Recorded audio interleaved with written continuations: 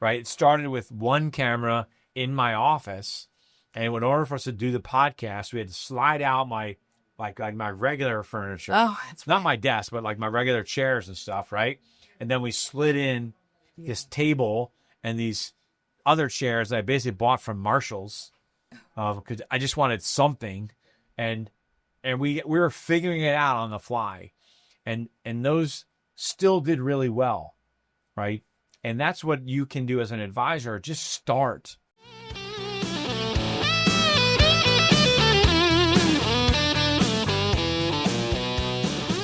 Welcome to Advisor Talk with Frank LaRosa, brought to you by Elite Consulting Partners. It's the only podcast offering unfiltered guidance and a direct advice for all things concerning financial advisors, RIAs, and the practitioners in the wealth management business.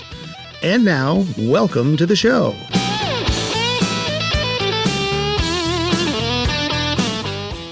Hey, everybody. Welcome to Advisor Talk with Frank LaRosa. I am your host, Frank LaRosa. You've probably heard over and over and over again. As a matter of fact, you've probably heard it over 250 times. That's a little bit of a hint on what this episode is all about.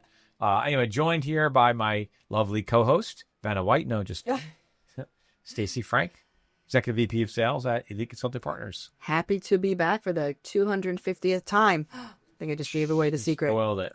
So 250 episodes. So today, for those of you that are listening for the first time, you have 250 episodes to catch up with.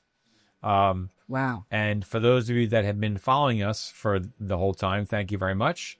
I'm sure you've seen all sorts of variations of our podcast and different topics and different setups. And for those of you who may not realize that we do audio and we do video, so check us out on our YouTube channel, which is Advisor Talk with Frank LaRosa.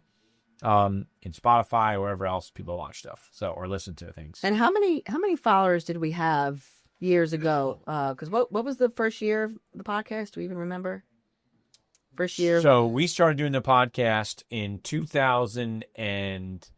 Mm-hmm.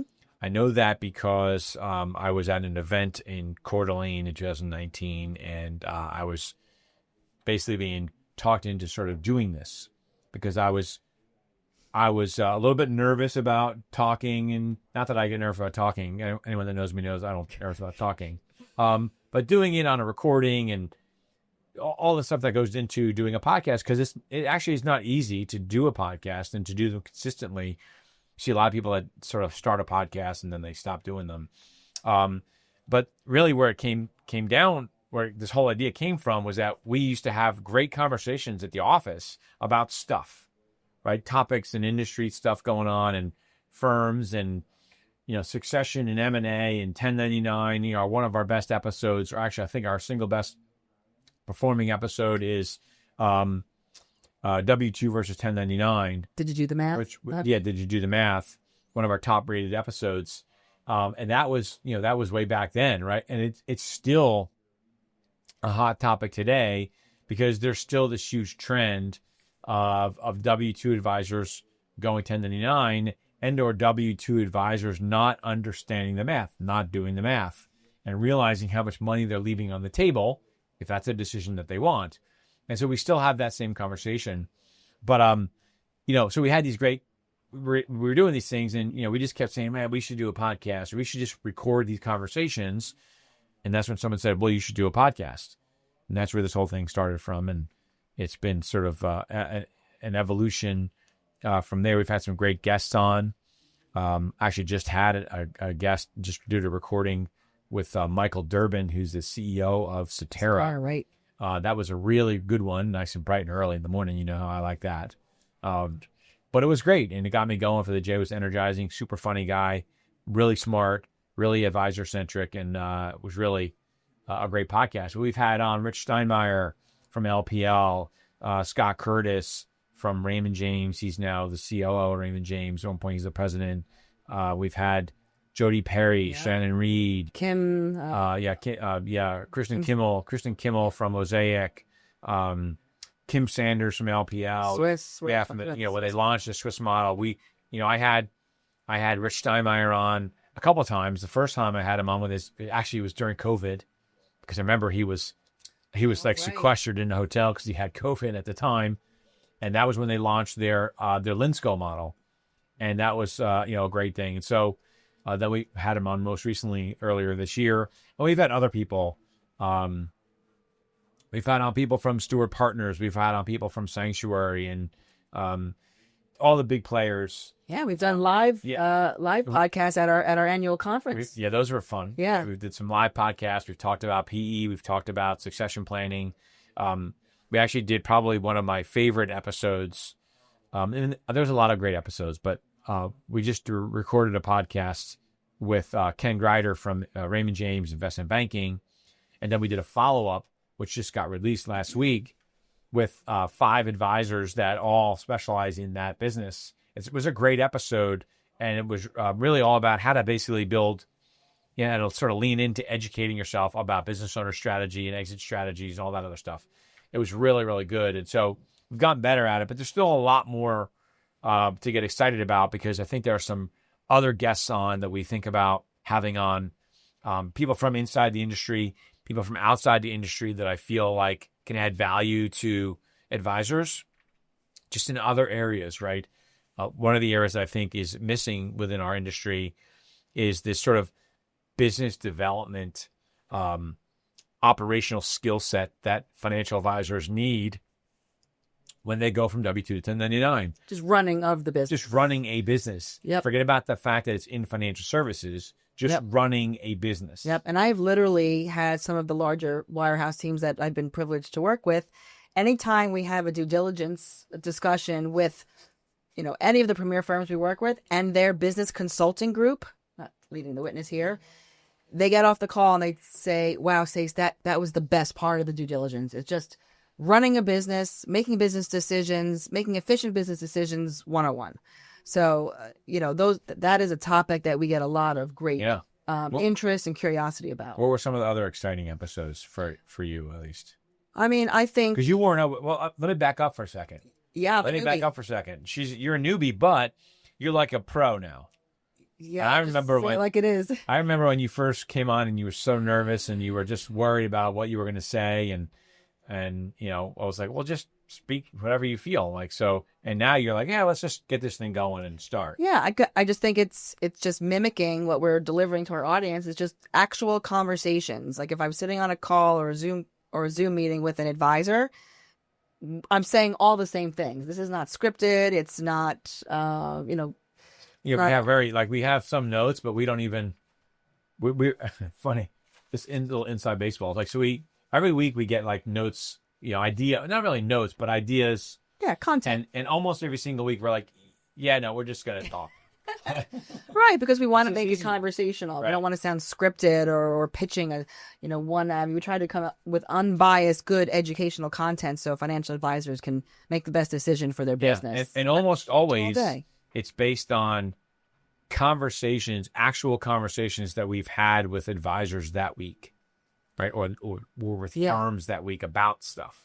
So it's very timely. I think that's one of the things that I am most proud of with our podcast is that it's very timely and current. We don't record and then release months later.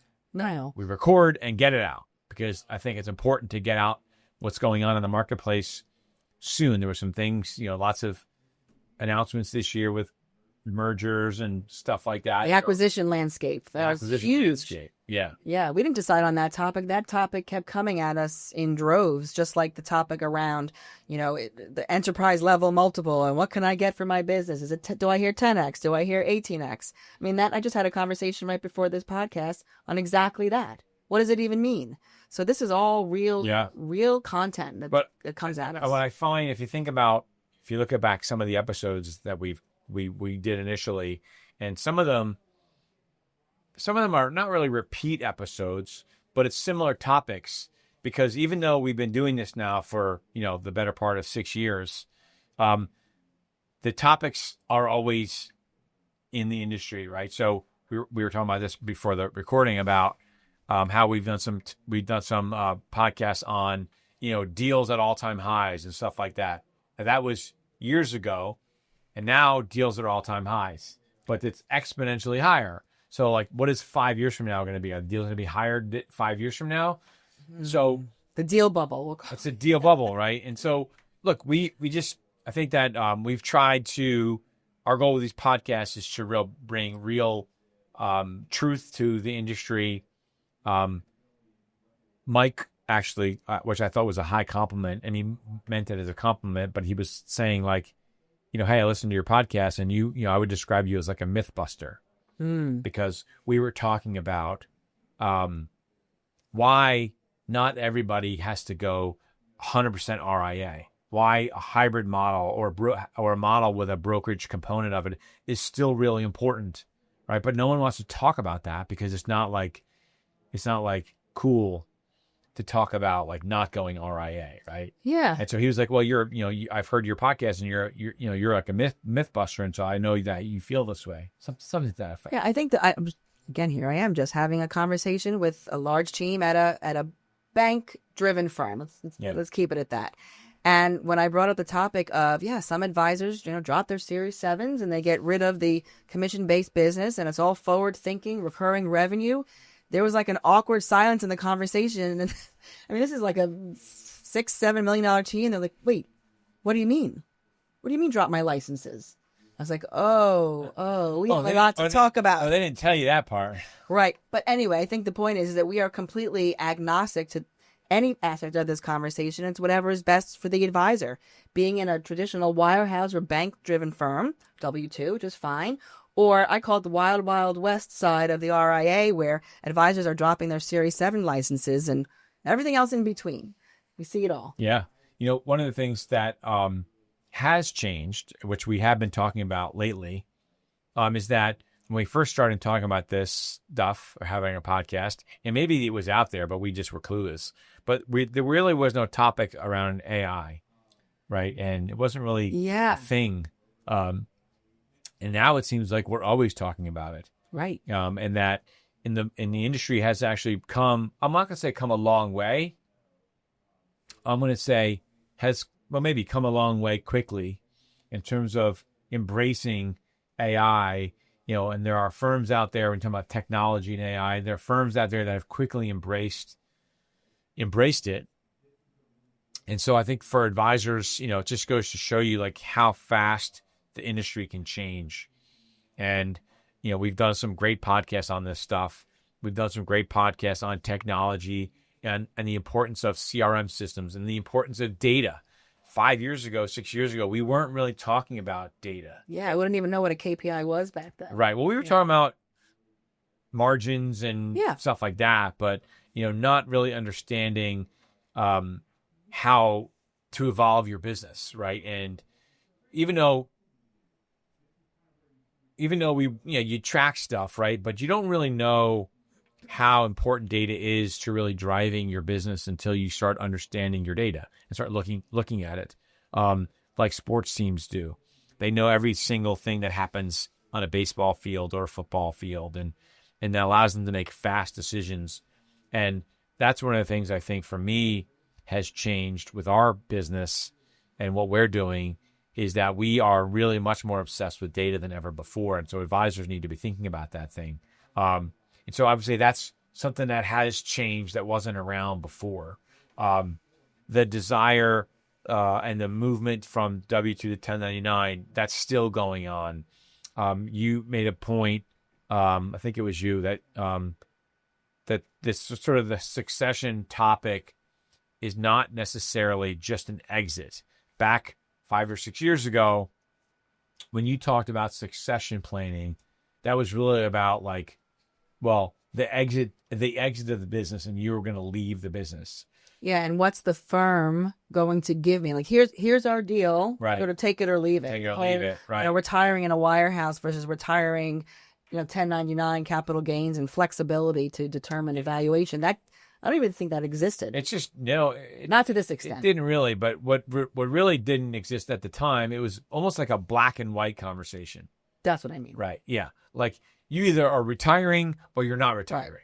And nowadays it's like, well, it depends. I want to slow down. Right. I want. I always say to my wife, I just want to work differently. Right. Right. Like I can't see myself not working. Like, and most advisors that I've worked with or have worked for me when I was a manager, they think that they want to retire until they actually do. And then they find out that maybe this isn't all that I thought it was going to be. I'm a little bit bored.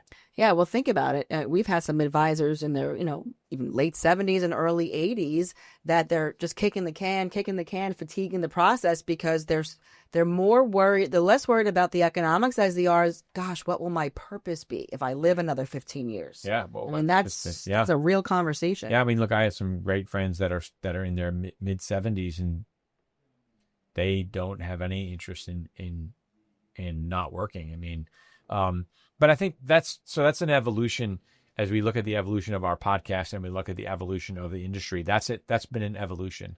The other big one that we probably haven't even talked, we've talked about it a lot on our podcast, and that is the entrance of PE money into our space.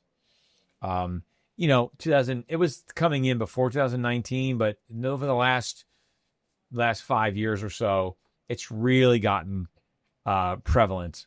And I think it's, again, we're still a long way from it being saturated. But one of the things that I think is happening, and I'm starting to see it with some advisors that I'm talking to, they're starting to wake up a little bit and realize that PE money isn't always a good thing.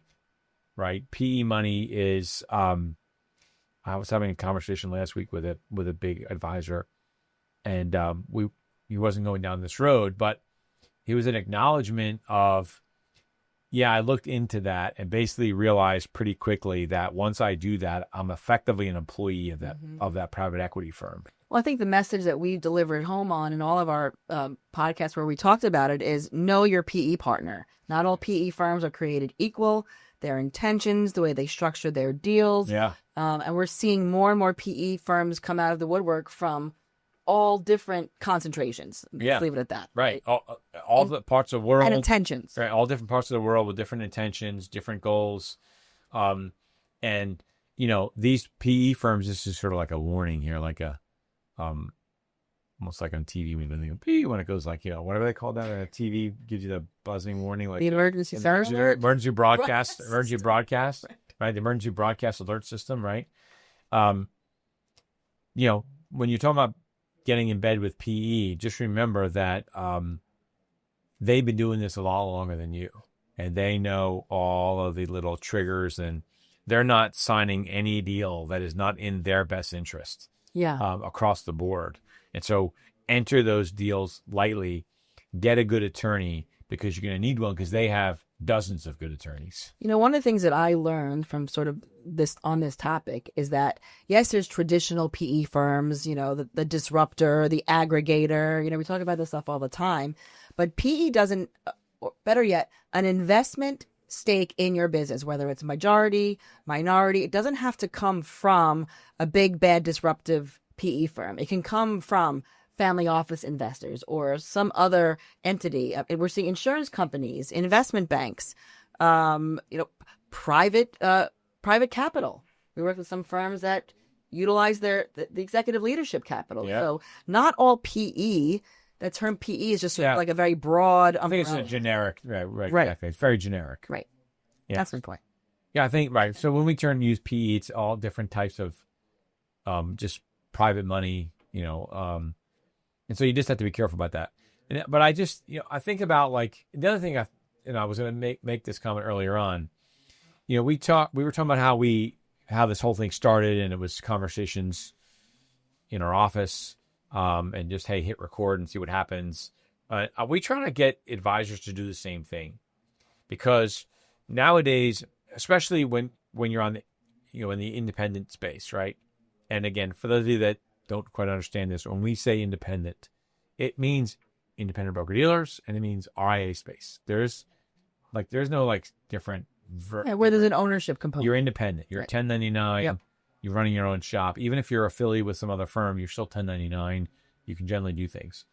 And the lesson that I would sort of instill on you that I learned early on when I was really reluctant to do this and or do videos in general is just turn the camera on. I had a buddy of mine And we were in the hotel, and we were talking about it and all this other stuff. And he was like, come on, man, you're whatever, stop being a chicken. And he grabbed my phone. And for those that are not watching on video, YouTube, I'm holding my phone. And he grabbed my phone and he just pretended to record a conversation in the middle of the hotel. And, and he was like, look, no one's staring, no one cares, no one blah, blah, blah. But you put out some great content. And I would tell you as a financial advisor, you should be doing the same thing. Every single day, you have meaningful conversations with clients about all different things. Someone dying in their family, someone graduating from college, someone retiring from their job, buying their first house, buying their dream house, calling you about, should I buy this boat or buy a second? Selling a business. Selling a business, right? All the ones, what I did the other day, those folks, none of them do podcasts. They were all at Raymond James, and they all can. As a matter of fact, Raymond James in St. Petersburg has a Mac Daddy of a podcast studio. Like, really? Oh my God, it's amazing. And so, but none of them do podcasts. And they know so much about exit planning and all of the stuff that goes on because they're doing these guys, these advisors, I say guys, but guys and gals, the number one producer is a woman, Lisa.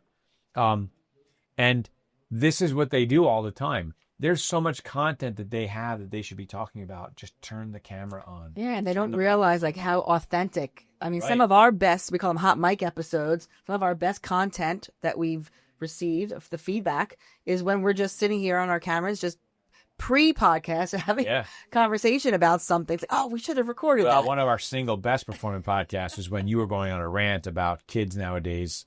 I did that one too, but I recorded it. I was recording, video, and she didn't know I was recording it, and it was one of our best. It was what was it? It was after COVID. It was not the work from home. It was one of those work from home ones that you were like get to work, get back to the office. Yeah, we were rant. You were hot. That's usually you. I know, but that's why I hit record. Something must have happened. Right, and it was but it was one of our best podcasts. Yeah. It was. I would say is that you should do the same thing.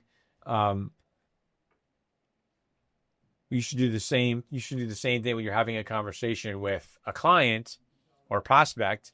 Just look, if you think about it, we're in a nice studio here. It's it's a nice studio. It's got stuff on the ceilings and it's noise, and we're always improving it. And we have a bunch of different cameras here. It's really cool, right? We have these cool microphones. We have a cool desk and all the stuff. But it didn't start that way, right? It started with one camera in my office. And in order for us to do the podcast, we had to slide out my regular furniture. Oh, it's not my desk, but like my regular chairs and stuff, right? And then we slid in this table and these other chairs that I basically bought from Marshall's because I just wanted something, and we were figuring it out on the fly, and those still did really well, right? And that's what you can do as an advisor. Just start. To do something. Yeah, because you're honest. You're being raw about a topic. Someone said that you were a mythbuster. Yeah. Taking a topic and making sure that everyone knows the ins, the outs, the good, the bad, and just speaking from the heart and listening to our audience to say, hey, this is a hot topic for me and my clients. I think you should do a podcast on it. It happens all the time. Yeah. So look, I hope that we've been able to provide a level of education that you don't get from other podcasts. It's why they're not scripted. It's why they're real. These are real, based on real conversations. We change the names to protect the innocent, kind of thing. But one of the other things, I think, one of the other messages is that maybe it helps inspire you to do your own podcast, because it's really the way the business is going. It's really the way people learn. Right? If you think about, when you learn stuff, right, you're either listening to a podcast or you're watching a video, you're trying to learn something. And so as a financial advisor, your job is to educate your clients. Mm-hmm. Well, they're getting educated the same way that we are all getting educated. And that is listening to podcasts, watching videos, and embedding these things on your websites and all that other stuff. And so I really hope ultimately that's what you learn. That's what you take away, because that will have the most impact on your business, then maybe there's a lot of things that we had impact on, but that would be one of them. Yeah, well, it's just a way for advisors to stay in front of their clients in maybe an automated way. Yeah. Not to pitch EMC and Jedi, but that's what it does. Yeah. Stay in front of your clients when you can't physically be there. Like almost thank goodness for COVID and Zoom and video recording and VSLs. Change the industry. Absolutely. And you're being able to be present with your clients when you can't physically be there. Yeah, listen, Game changer. COVID changed the industry and got, you're talking about EMC, so our marketing company, right? When we first started doing this, we didn't have a marketing company. And now we have a marketing agency that only focuses on marketing and branding, all this stuff for financial advisors. And it wasn't really around back then because most of the firms weren't really comfortable with advisors doing these things, right? It was like, well, you can do LinkedIn and Facebook, right? But it was generic posts, very little video. And so the business has evolved, and you should be evolving faster than your firms. So if your firm is allowing advisors to do video and podcasts and stuff, why aren't you? Like, it's the next medium. It's, you want to drive traffic to your website, you have to have videos embedded in your podcast, in your website. You have to have Facebook videos. You have to put stuff on LinkedIn. Speak your truth. Speak about financial advisors. Speak about the stuff that you're talking about with your clients, right? And so I think that, to me, what I'm most proud of when we look at our podcast is where it's come from in the, in our, say the doldrums, not the doldrums, but, level of sophistication and ability. Level of sophistication and what we do now, what we have today. Yep. Topics are very similar because I've been doing this for 30 years now, and I always had the saying, the more things change, the more they stay the same. Yeah. It's the same topics over and over again. We have the same issues with financial advisors because the financial advisors all go through the same types of issues over the years, right? But to be able to do this consistently hasn't been easy. You have to get up here and you have to click on that button and press record, and you have to have things to talk about, but it's worth it. It's very rewarding. We don't always start these podcasts like excited to do one because it's tiring, and we have other things that we're doing. Between other meetings and employee problems. Let's get a podcast going, right? But we always feel better after we're done. Yes. At least I do. Oh, absolutely. I don't know if you do, but absolutely. When people say, "Oh, I saw your podcast," or "Oh, wow, your voice sounds familiar." Yeah. Like, how about the person said, "I saw you on TV"? Yeah, I love what you said. I'm like, what'd I say? Well, on TV, yeah. On TV. Close enough. Right. It's video. Close enough. Yeah, I think I've enjoyed having you as my co-host. We have evolved. Yes. I definitely was. It's a rhythm. It was an upgrade for sure. All right. Definitely for an upgrade for sure. And I think that, for us, it's easy because we have these conversations all the time. It's so natural. And so it's like, all right, we don't need to, and Brian, our chief marketing officer, does a nice job putting these little notes together. And we're like, oh, that's cute. Right. We're just going to highlights. We're just going to talk about what we want to talk about. Right. He gives us a broad picture. Like, just give me a couple big words. Yeah, we take it in a direction that we feel or heard is relevant. Yeah. And so, and again, back to the message with financial advisors, you should be doing the same thing. Do the same thing. Just try it. What do you have to lose? Maybe a little bit of time. And you might start it. You may only get a couple listeners. But eventually, so for me, what really is rewarding for me, I know it is for you sometimes, is that when you meet somebody or talk to somebody, they're like, oh, yeah, I heard your podcast about X, Y, Z. That was awesome.